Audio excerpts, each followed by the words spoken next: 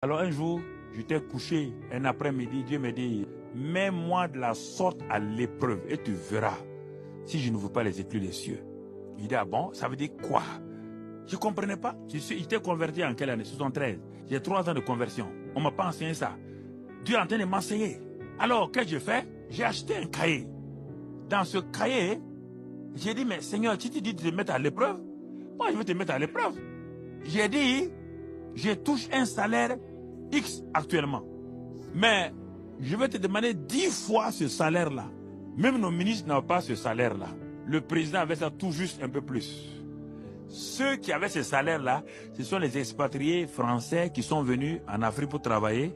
On a bonifié leur salaire de fait qu'ils sont expatriés, tout ceux qui avaient ça. Et quand j'ai montré ça, j'ai écrit dans mon cahier, mais Dieu n'a pas ri, Dieu n'a pas dit petit malin. Non, Dieu n'est pas là pour taper la tête des gens en disant, mais qu'est-ce que tu fais comme ça là? Il m'a dit de le mettre quoi? À l'épreuve. J'ai écrit, j'ai posé et j'ai continué. Une semaine plus tard que j'ai écrit ça. Et j'ai commencé à remercier le Seigneur. Le ministre du Commerce m'appelle dans son bureau rapidement. Urgent. J'arrive, dit, monsieur Karambiri, nous avons une entreprise de textile ayant 800 ouvriers et tous les cadres sont des expatriés. Nous voulons nationaliser l'usine et on commence la nationalisation par le poste de directeur commercial. Et nous avons pensé à vous. En réalité, je n'étais pas trop intéressé parce que je ne voulais pas quitter la capitale à l'époque. Parce que si tu vas à l'intérieur, on t'oublie, comme on le dit chez nous. Chacun de nous avait une ambition d'être un petit ministre un jour. Mais le ministre me dit, je vous donne une semaine. Allez-y, réfléchissez et revenez. On a prié, mais en réalité, on a négligé ça. Écoute-moi, mon aventure commence là. Je continue, Dieu me dit, mon fils, tu m'as mis à l'épreuve. Maintenant, attends. Quand on met Dieu à l'épreuve, il y a ce qu'on appelle le temps d'attente. Et on attend par la foi. On attend par la foi. On n'attend pas en murmurant. En ce temps-là, Satan vient te dire, tu as trop attendu, fais ceci, et les gens se mettent à faire des choses, et ils annulent le programme de Dieu. J'ai attendu une semaine. Comme le ministre voit que je ne viens pas, il m'envoie le directeur général de l'entreprise qui arrive chez moi. Il dit, monsieur Karambiri, le ministre m'envoie chez vous pour avoir votre réponse. Bon, il a dit, on va vous donner une grande villa avec des boys cuisiniers et tout. J'ai dit, bon, je passe à Ouara, mais ça ne fait rien. Je me débrouille déjà. Il a dit, bon, on va vous donner une voiture de service. J'ai déjà une voiture de service. Il a donné tous les avantages. Rien. Et à un moment donné, il dit, monsieur Karambiri, si vous venez chez nous actuellement, voici, nous allons vous donner tel salaire. Mon frère, c'est qui était écrit dans mon cahier, il a donné ça.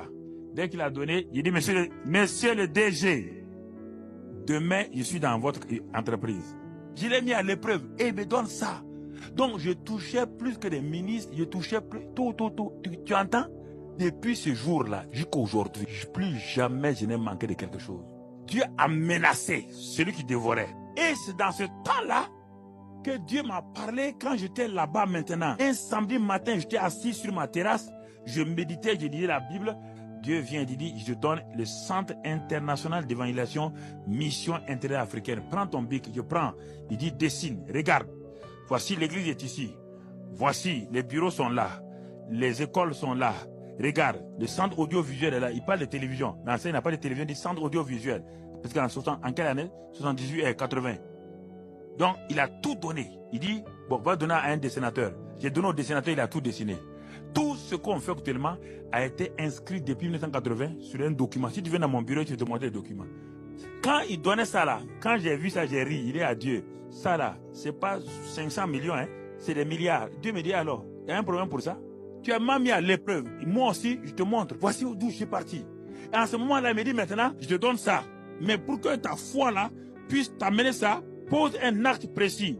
Il dit, tu connais Oral Roberts? Il dit, non, je ne connais pas. Il dit, il se trouve en Amérique. Envoie-lui à l'époque $100. $100 seulement. Il dit, mais je n'ai pas son adresse. Dieu me dit, écris seulement Oral Roberts Ministry, Tulsa, Oklahoma. On le connaît partout. J'ai pris un billet de $100. J'ai mis dans l'enveloppe, j'ai fermé. Et j'ai écrit à Oral Roberts. 3 mois après, il me renvoie la réponse. Il dit, de l'Afrique, il n'a jamais vu ça.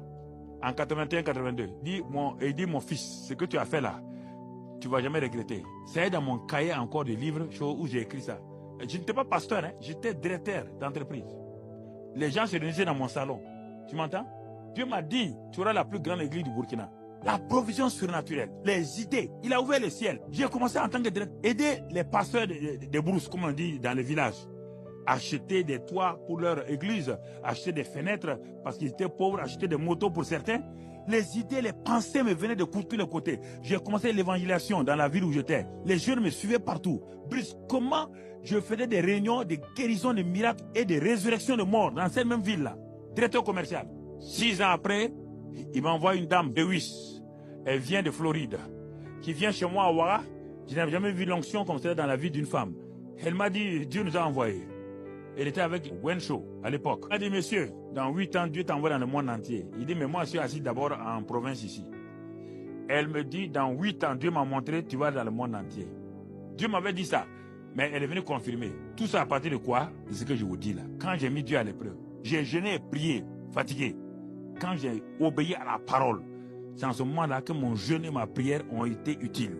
Et en pleine révolution, on ne voulait même pas qu'on parle de Dieu. C'est en ce moment que Dieu m'a élevé de cette ville-là pour m'amener dans la capitale. Le président de l'époque, à l'époque, Sankara, il savait que je suis chrétien. Et on disait qu'on combattait les chrétiens. C'est en ce moment que moi, on m'élève comme directeur général de la plus grosse société du pays. On m'établit comme vice-président de la chambre de commerce, comme vice-président du conseil économique et social, président de la compagnie aérienne. C'est en ce moment que je suis monté en flèche en pleine révolution.